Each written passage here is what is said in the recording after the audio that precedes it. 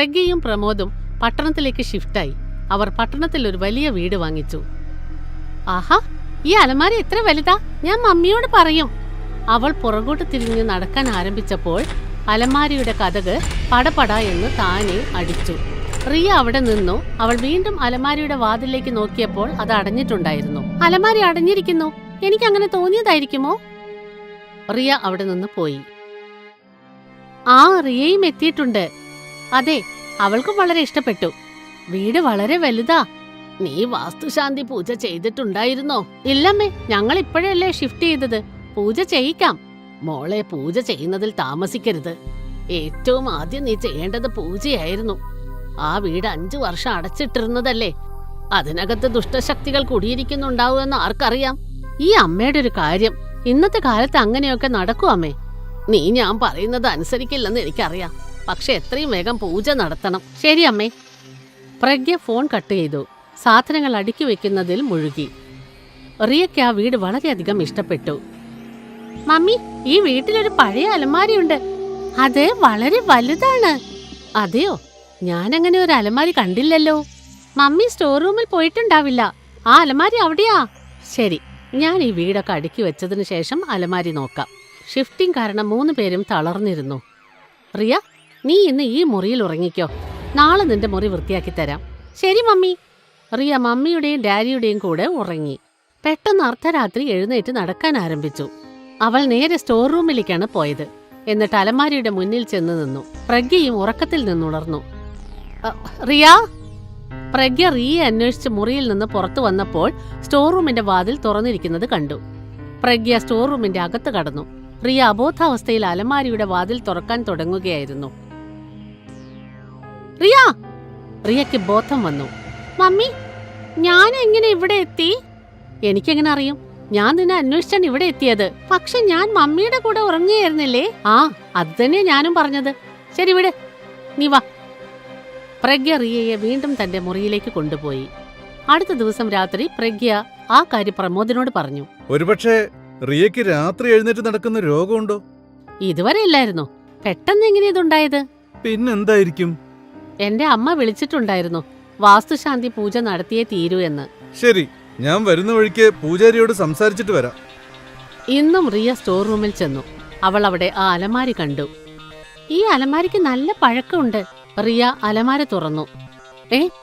ഈ അലമാരി എന്താ ഇങ്ങനെ? ഇതിൽ ഷെൽഫുകളൊന്നുമില്ല. ഇതിലെങ്ങനെയാ സാധനങ്ങൾ അടുക്കി വെക്കുക? വിചിത്രം തന്നെ. പ്രഗ്യ അലമാരി അടച്ചിട്ടു. എന്നിട്ട് സ്റ്റോർ റൂമിൽ നിന്ന് പുറത്തു വന്നു. അപ്പോൾ അലമാരിയുടെ വാതിൽ പടപടാന്ന് ശബ്ദമുണ്ടാക്കി. പ്രഗ്യ പേടിച്ചു. അവൾ പുറകോട്ട് തിരിഞ്ഞപ്പോൾ അലമാരി അടഞ്ഞു കിടന്നിരുന്നു. ഞാൻ ഇപ്പോഴല്ലേ ശബ്ദം കേട്ടത്? ചിലപ്പോൾ എനിക്കങ്ങനെ തോന്നിയതായിരിക്കാം. പ്രഗ്യ തന്റെ ജോലി ചെയ്യാൻ പോയി. വൈകുന്നേരം അലമാരിയുടെ ശബ്ദം കേട്ട റിയ സ്റ്റോർ റൂമിലേക്ക് ചെന്നു. അന്ന് വീണ്ടും അലമാരിയിൽ നിന്ന് ശബ്ദം വന്നു. ഇന്ന് വീണ്ടും ശബ്ദം കേൾക്കുന്നുണ്ടല്ലോ. റിയ അലമാര തുറന്ന സമയത്ത് അതിനകത്ത് അവളുടെ പ്രായമുള്ള ഒരു പെൺകുട്ടി നിൽക്കുന്നത് കണ്ടു. ആരാ നീ? ഞാൻ നന്ദിനി. നീ അലമാരിക്കകത്ത് എന്താ ചെയ്യുന്നേ? ഇത് എന്റെ വീടാണ്. അല്ല, ഇത് ഞങ്ങളുടെ വീടാ. ഇതെന്റെ വീടാണ്. Mummy, mummy! പ്രഗ്യ അവിടേക്ക് വന്നു. എന്താ മോളെ? മമ്മി, ഈ പെൺകുട്ടി പറയുന്നത് ഈ വീട് അവളുടേതാണെന്നാ. ഏത് പെൺകുട്ടി? ഏത് പെൺകുട്ടിയോ? ആ പെൺകുട്ടി എവിടെ? റിയ അലമാരിക്കകത്ത് നോക്കിയപ്പോൾ അതിൽ ആരുമില്ലായിരുന്നു. പക്ഷെ ഇതിനകത്ത് നന്ദിനി ഉണ്ടായിരുന്നു. പ്രഗ്യയ്ക്ക് മനസ്സിലായി എന്തോ കുഴപ്പമുണ്ട്. അന്ന് വൈകുന്നേരം പ്രമോദ് പൂജാരിയെ കൊണ്ടുവന്നപ്പോൾ പ്രഗ്യ അലമാരിയെക്കുറിച്ച് അവരോടെല്ലാം തുറന്നു പറഞ്ഞു. പൂജാരി അലമാര നോക്കി. ഈ അലമാരിയുടെ വാതിൽ അടച്ചുകൊണ്ടിരിക്കുന്നു. റിയയാണെങ്കിൽ ഈ അലമാരിയുടെ അടുത്ത് തന്നെയാണ്. തീർച്ചയായും ഈ അലമാരക്കുള്ളിൽ ഏതോ ഒരു ദുഷ്ടശക്തിയുണ്ട്. നാളത്തെ ബ്രഹ്മമുഹൂർത്തത്തിൽ നമുക്ക് ഈ അലമാര നന്നായി പൂട്ടിവെക്കാം. അഷ്ടശക്തികളെയും നമുക്കിതിൽ ബന്ധിച്ചിടാം. ശരി പൂജാരി.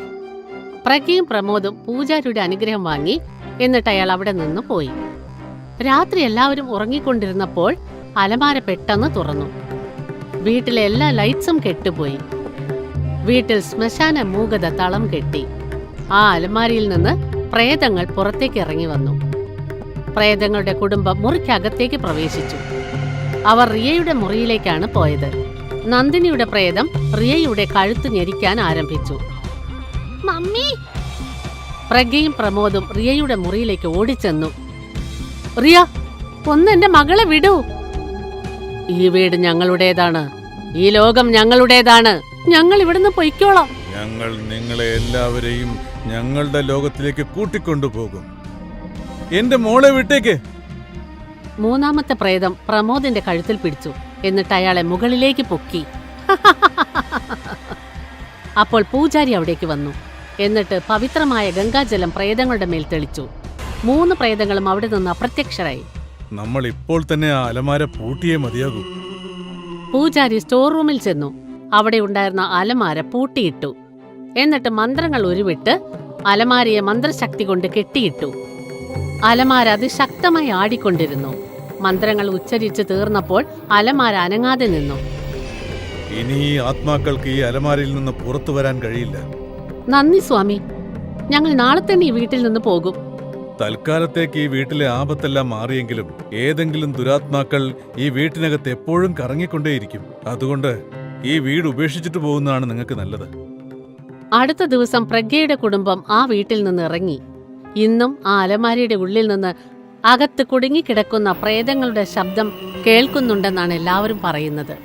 ഞങ്ങളെ മോചിപ്പിക്കൂ, ഞങ്ങളെ വെറുതെ വിടൂ, ഞങ്ങൾക്ക് മോക്ഷം തരൂ. പ്രജ്ഞയും പ്രമോദും പട്ടണത്തിലേക്ക് ഷിഫ്റ്റായി. അവർ പട്ടണത്തിൽ ഒരു വലിയ വീട് വാങ്ങിച്ചു. ആഹാ, ഈ അലമാര എത്ര വലുതാ, ഞാൻ മമ്മിയോട് പറയും. അവൾ പുറകോട്ട് തിരിഞ്ഞ് നടക്കാൻ ആരംഭിച്ചപ്പോൾ അലമാരയുടെ കതക് പടപട എന്ന് താനെ അടിച്ചു. റിയ അവിടെ നിന്നു. അവൾ വീണ്ടും അലമാരയുടെ വാതിലേക്ക് നോക്കിയപ്പോൾ അത് അടഞ്ഞിട്ടുണ്ടായിരുന്നു. അലമാര അടഞ്ഞിരിക്കുന്നു, എനിക്ക് അങ്ങനെ തോന്നിയതായിരിക്കുമോ? റിയ അവിടെ നിന്ന് പോയി. ആ, റിയയും എത്തിയിട്ടുണ്ട്. അതെ, അവൾക്കും വളരെ ഇഷ്ടപ്പെട്ടു. വീട് വളരെ വലുതാ. നീ വാസ്തുശാന്തി പൂജ ചെയ്തിട്ടുണ്ടായിരുന്നോ? ഇല്ലമ്മേ, ഞങ്ങൾ ഇപ്പോഴല്ലേ ഷിഫ്റ്റ് ചെയ്തത്. പൂജ ചെയ്യിക്കാം. മോളെ, പൂജ ചെയ്യുന്നതിൽ താമസിക്കരുത്. ഏറ്റവും ആദ്യം നീ ചെയ്യേണ്ടത് പൂജയായിരുന്നു. ആ വീട് 5 വർഷം അടച്ചിട്ടിരുന്നതല്ലേ. അതിനകത്ത് ദുഷ്ടശക്തികൾ കുടിയിരിക്കുന്നുണ്ടാവുമെന്ന് ആർക്കറിയാം? ഈ അമ്മയുടെ ഒരു കാര്യം, ഇന്നത്തെ കാലത്ത് അങ്ങനെയൊക്കെ നടക്കൂ അമ്മേ. നീ ഞാൻ പറയുന്നത് അനുസരിക്കില്ലെന്ന് എനിക്കറിയാം. പക്ഷെ എത്രയും വേഗം പൂജ നടത്തണം. ശരി അമ്മേ. പ്രജ്ഞ ഫോൺ കട്ട് ചെയ്തു. സാധനങ്ങൾ അടുക്കി വെക്കുന്നതിൽ മുഴുകി. റിയയ്ക്ക് ആ വീട് വളരെയധികം ഇഷ്ടപ്പെട്ടു. മമ്മി, ഈ വീട്ടിലൊരു പഴയ അലമാരിയുണ്ട്. അത് വളരെ വലുതാണ്. അതെയോ? ഞാനങ്ങനെ ഒരു അലമാരി കണ്ടില്ലല്ലോ. മമ്മി സ്റ്റോർ റൂമിൽ പോയിട്ടുണ്ടാവില്ല. ആ അലമാരി അവിടെയാ. ശരി, ഞാൻ ഈ വീടൊക്കെ അടുക്കി വെച്ചതിന് ശേഷം അലമാരി നോക്കാം. ഷിഫ്റ്റിംഗ് കാരണം 3 പേരും തളർന്നിരുന്നു. റിയ, നീ ഇന്ന് ഈ മുറിയിൽ ഉറങ്ങിക്കോ. നാളെ നിന്റെ മുറി വൃത്തിയാക്കി തരാം. ശരി മമ്മി. റിയ മമ്മിയുടെയും ഡാഡിയുടെയും കൂടെ ഉറങ്ങി. പെട്ടെന്ന് അർദ്ധരാത്രി എഴുന്നേറ്റ് നടക്കാൻ ആരംഭിച്ചു. അവൾ നേരെ സ്റ്റോർ റൂമിലേക്കാണ് പോയത്. എന്നിട്ട് അലമാരിയുടെ മുന്നിൽ ചെന്ന് നിന്നു. പ്രജ്ഞയും ഉറക്കത്തിൽ നിന്നുണർന്നു. റിയ! പ്രജ്ഞ റിയെ അന്വേഷിച്ച് മുറിയിൽ നിന്ന് പുറത്തു വന്നപ്പോൾ സ്റ്റോർ റൂമിന്റെ വാതിൽ തുറന്നിരിക്കുന്നത് കണ്ടു. പ്രജ്ഞ സ്റ്റോർ റൂമിന്റെ അകത്ത് കടന്നു. റിയ അബോധാവസ്ഥയിൽ അലമാരിയുടെ വാതിൽ തുറക്കാൻ തുടങ്ങുകയായിരുന്നു. റിയ! റിയയ്ക്ക് ബോധം വന്നു. മമ്മി, ഞാൻ എങ്ങനെ ഇവിടെ എത്തി? എനിക്കെങ്ങനെ അറിയും? ഞാൻ നിന്നെ അന്വേഷിച്ചാണ് ഇവിടെ എത്തിയത്. പക്ഷെ ഞാൻ മമ്മിയുടെ കൂടെ ഉറങ്ങുകയായിരുന്നില്ലേ? ആ, അത് തന്നെയാ ഞാനും പറഞ്ഞത്. ശരി, വിട്, നീ വാ. പ്രജ്ഞ റിയയെ വീണ്ടും തന്റെ മുറിയിലേക്ക് കൊണ്ടുപോയി. അടുത്ത ദിവസം രാത്രി പ്രജ്ഞ ആ കാര്യം പ്രമോദിനോട് പറഞ്ഞു. ഒരുപക്ഷെ റിയയ്ക്ക് രാത്രി എഴുന്നേറ്റ് നടക്കുന്ന രോഗമുണ്ടോ? ഇതുവരെ ഇല്ലായിരുന്നു. പെട്ടെന്ന് എങ്ങനെ ഇതുണ്ടായത്? പിന്നെന്തായിരിക്കും? എന്റെ അമ്മ വിളിച്ചിട്ടുണ്ടായിരുന്നു, വാസ്തുശാന്തി പൂജ നടത്തിയേ തീരൂ എന്ന്. ശരി, ഞാൻ വരുന്ന വഴിക്ക് പൂജാരിയോട് സംസാരിച്ചിട്ട് വരാം. ഇന്നും റിയ സ്റ്റോർ റൂമിൽ ചെന്നു. അവൾ അവിടെ ആ അലമാരി കണ്ടു. ഈ അലമാരിക്ക് നല്ല പഴക്കമുണ്ട്. റിയ അലമാര തുറന്നു. ഈ അലമാരി എന്താ ഇങ്ങനെ? ഇതിൽ ഷെൽഫുകളൊന്നുമില്ല. ഇതിലെങ്ങനെയാ സാധനങ്ങൾ അടുക്കി വെക്കുക? വിചിത്രം തന്നെ. പ്രജ്ഞ അലമാരി അടച്ചിട്ടു. എന്നിട്ട് സ്റ്റോർ റൂമിൽ നിന്ന് പുറത്തു വന്നു. അപ്പോൾ അലമാരിയുടെ വാതിൽ പടപടാന്ന് ശബ്ദമുണ്ടാക്കി. പ്രജ്ഞ പേടിച്ചു. അവൾ പുറകോട്ട് തിരിഞ്ഞപ്പോൾ അലമാരി അടഞ്ഞു കിടന്നിരുന്നു. ഞാൻ ഇപ്പോഴല്ലേ ശബ്ദം കേട്ടത്? ചിലപ്പോൾ എനിക്കങ്ങനെ തോന്നിയതായിരിക്കാം. പ്രജ്ഞ തന്റെ ജോലി ചെയ്യാൻ പോയി. വൈകുന്നേരം അലമാരിയുടെ ശബ്ദം കേട്ട റിയ സ്റ്റോർ റൂമിലേക്ക് ചെന്നു. അന്ന് വീണ്ടും അലമാരയിൽ നിന്ന് ശബ്ദം വന്നു. ഇന്ന് വീണ്ടും ശബ്ദം കേൾക്കുന്നുണ്ടല്ലോ. റിയ അലമാര തുറന്ന സമയത്ത് അതിനകത്ത് അവളുടെ പ്രായമുള്ള ഒരു പെൺകുട്ടി നിൽക്കുന്നത് കണ്ടു. ആരാ നീ? ഞാൻ നന്ദിനി. നീ ഈ അലമാരയ്ക്കകത്ത് എന്താ ചെയ്യുന്നേ? ഇത് എന്റെ വീടാണ്. അല്ല, ഇത് ഞങ്ങളുടെ വീടാ. ഇത് എന്റെ വീടാണ്. Mummy, mummy! പ്രഗ്യ അവിടേക്ക് വന്നു. എന്താ മോളെ? മമ്മി, ഈ പെൺകുട്ടി പറയുന്നത് ഈ വീട് അവളുടേതാണെന്നാ. ഏത് പെൺകുട്ടി? ഏത് പെൺകുട്ടിയോ? ആ പെൺകുട്ടി എവിടെ? റിയ അലമാരയ്ക്കകത്ത് നോക്കിയപ്പോൾ അതിൽ ആരുമില്ലായിരുന്നു. പക്ഷെ ഇതിനകത്ത് നന്ദിനി ഉണ്ടായിരുന്നു. പ്രഗ്യയ്ക്ക് മനസ്സിലായി എന്തോ കുഴപ്പമുണ്ട്. അന്ന് വൈകുന്നേരം പ്രമോദ് പൂജാരിയെ കൊണ്ടുവന്നപ്പോൾ പ്രഗ്യ അലമാരയെക്കുറിച്ച് അവരോടെല്ലാം തുറന്നു പറഞ്ഞു. പൂജാരി അലമാര നോക്കി. ഈ അലമാരയുടെ വാതിൽ അടച്ചുകൊണ്ടിരിക്കുന്നു. റിയയാണെങ്കിൽ ഈ അലമാരയുടെ അടുത്ത് തന്നെയാണ്. തീർച്ചയായും ഈ അലമാരക്കുള്ളിൽ ഏതോ ഒരു ദുഷ്ടശക്തിയുണ്ട്. നാളത്തെ ബ്രഹ്മമുഹൂർത്തത്തിൽ നമുക്ക് ഈ അലമാര നന്നായി പൂട്ടിവെക്കാം.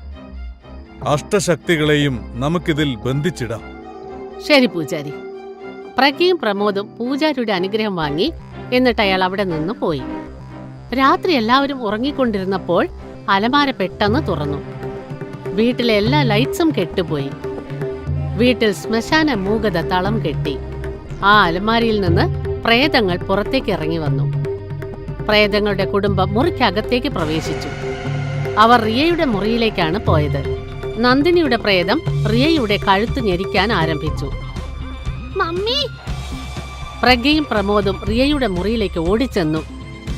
റിയ, എന്റെ മകളെ വിടൂ. ഈ വീട് ഞങ്ങളുടേതാണ്. ഈ ലോകം ഞങ്ങളുടേതാണ്. ഞങ്ങൾ ഇവിടുന്ന് പൊയ്ക്കോളാം. ഞങ്ങൾ നിങ്ങളെ എല്ലാവരെയും ഞങ്ങളുടെ ലോകത്തിലേക്ക് കൂട്ടിക്കൊണ്ടുപോകും. എന്റെ മോളെ വിട്ടേക്ക്. മൂന്നാമത്തെ പ്രേതം പ്രമോദിന്റെ കഴുത്തിൽ പിടിച്ചു. എന്നിട്ട് അയാളെ മുകളിലേക്ക് പൊക്കി. അപ്പോൾ പൂജാരി അവിടേക്ക് വന്നു. എന്നിട്ട് പവിത്രമായ ഗംഗാജലം പ്രേതങ്ങളുടെ മേൽ തെളിച്ചു. 3 പ്രേതങ്ങളും അവിടെ നിന്ന് അപ്രത്യക്ഷരായി.